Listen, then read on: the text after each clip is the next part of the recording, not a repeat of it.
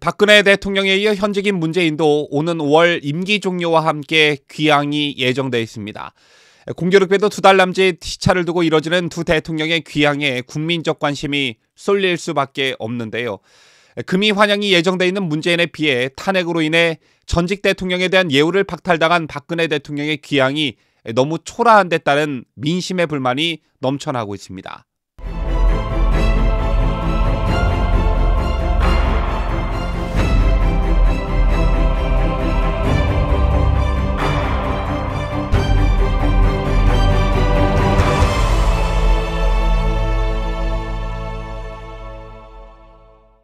시청자 여러분 안녕하십니까? 뉴스데일리 베스트 민앵커입니다. 박주선 대통령 취임준비위원장이 윤석열 대통령 당선인 취임식에 박근혜 대통령을 최고의 예우로 취임식에 초청하겠다는 입장을 밝혔습니다. 자, 이에 박 대통령께서 이 같은 초청에 응할지 응하지 않을지에 관심이 모아지고 있는데요. 박 위원장은 오늘 CBS 라디오 김현정의 뉴스쇼에 출연해 전직 대통령에 대한 예우 차원에서라도 초청은 최고의 예우를 갖춰서 진행을 하려고 그렇게 생각하고 있다고 말했습니다. 박 위원장은 이어 당선자가 박 전 대통령을 찾아가신다는 것까지는 제 생각으로는 안 했다면서도 제가 박 전 대통령에게 가든 그런 논의를 해봐서 최고의 예우를 갖춰드리는 것이 저희들이 생각하고 있는 취임식 초청 방식이라고 말했습니다. 윤석열 당선인이 사저에 직접 찾아가거나 그게 아니라면 박주선 위원장이 사저에 찾아뵙는 형식으로 예우를 다하겠다는 것인데 아직 취임식까지는 한 달이라는 시간이 남아있기 때문에 박 대통령께서 어떤 결정을 내리실지 초미의 관심사가 되고 있습니다. 이와는 별개로 박근혜 대통령에 이어 현직인 문재인도 오는 5월 임기 종료와 함께 귀향이 예정돼 있지요. 공교롭게도 2달 남짓 시차를 두고 이뤄지는 두 대통령의 귀향에 국민적 관심이 쏠리고 있습니다. 자, 아무래도 진영 논리에 따라 두 사람의 귀향에 따른 민심은 상반된 분위기가 감지될 수밖에 없는데요. 곧 금이 환영이 예정되어 있는 문재인에 비해 탄핵으로 인해 전직 대통령에 대한 예우를 박탈당한 박 대통령의 어떤 환경적인 부분에 차이가 있을 수밖에 없습니다.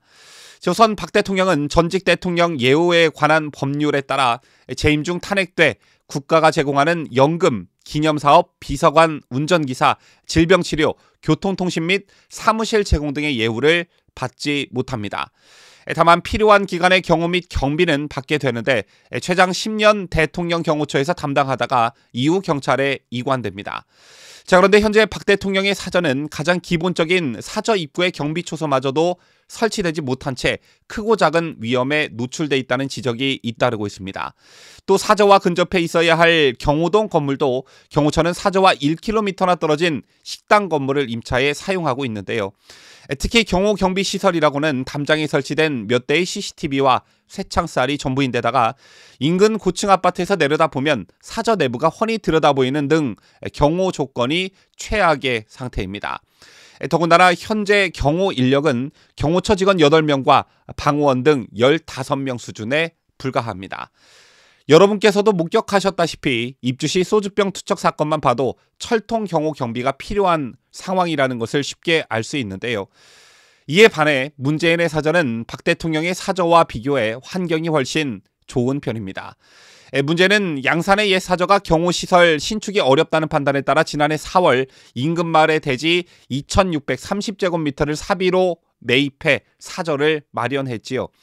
최근 대통령 경호처가 총 3억 3천만 원을 들여 경호용 차폐 목록으로 문재인 사저의 조경공사를 벌인 것으로 확인이 됐습니다.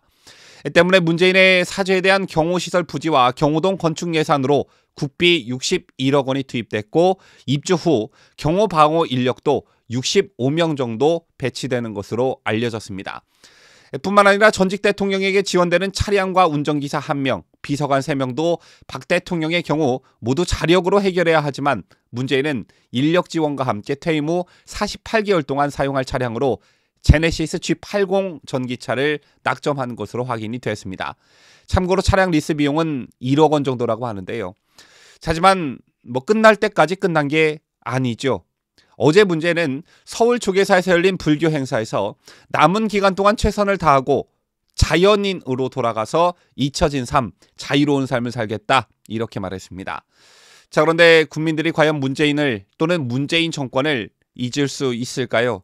여러분들 절대 못 잊으시죠? 여러분도 피부로 체감하고 계시다시피 문재인 정권은 나라를 통째로 말아먹었습니다. 나라가 걱정이다라는 말은 어느 정권에서나 있었지만 문재인 정권 내내 나라를 말아먹는다는 게 이런 거냐라는 볼멘소리를 하시는 분들이 유독 많았다라고 생각하는데요.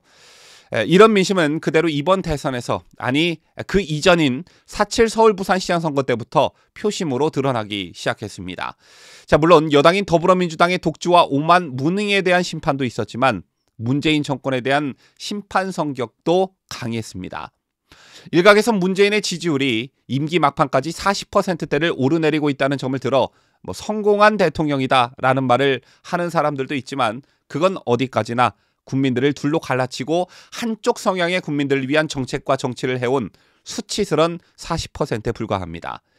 전 대통령인 박근혜 대통령, 그리고 현 대통령인 문재인, 그리고 차기 대통령인 윤석열, 이 세 사람의 상관관계에 대해 여러분께서는 어떻게 생각하십니까? 자, 이제부터 이 세 사람은 뗄래야 뗄 수 없는 관계가 되어버렸다. 저는 이렇게 생각하는데요.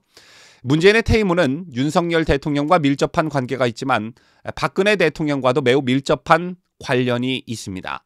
왜 이런 말씀을 드리냐면요. 문재인 퇴임 후의 평가와 법의 심판은 박근혜 대통령이 그 잣대가 될 수 있기 때문입니다. 비단 예를 들어 최근 불거진 김정숙 씨의 옷감 논란만 봐도 박 대통령 얘기가 덩달아 나오고 있죠. 박근혜 대통령의 특활비는 그렇게 문제 삼았으면서 니네가 쓴 특활비는 왜 공개하지 않냐는 불평과 비난의 목소리가 바로 그것입니다.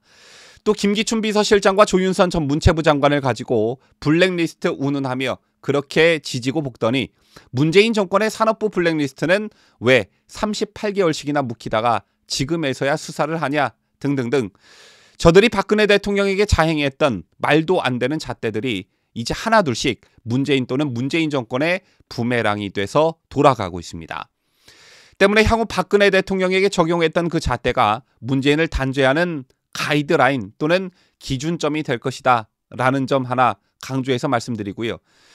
이제 그 단죄의 칼은 윤석열 대통령의 몫입니다. 지난 대선 기간 박근혜 대통령을 사랑하고 지지하는 분들 중에 박 대통령에게 적폐청산 칼날을 휘두른 윤석열에게 어떻게 표를 줄 수가 있느냐, 이렇게 생각하셨던 분들 적지 않았던 것으로 알고 있는데요.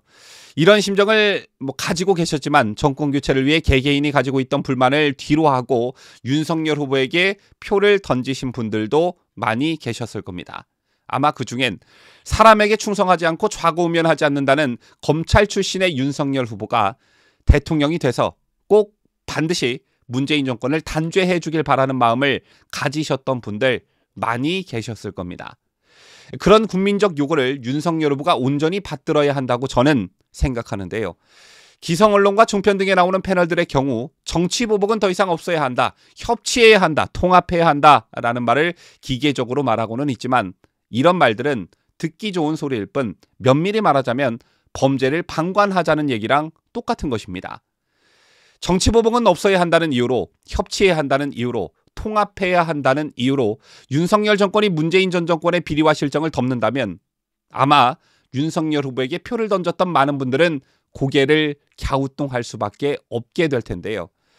검사보다 100배 1000배는 권력이 센 대통령이 되고 박근혜 대통령과 문재인을 대하는 그 잣대가 다르다면 아마 많은 국민들은 윤석열 대통령에게 등을 돌리게 될 것입니다.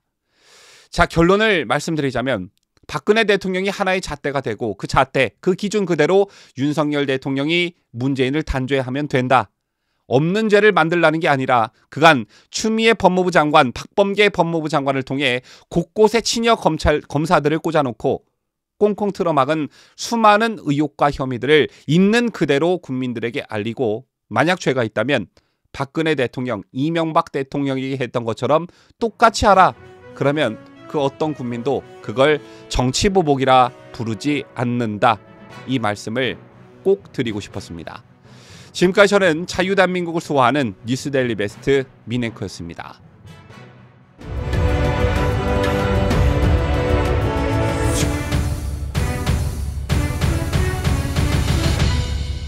함께해요. 뉴스데일리 베스트.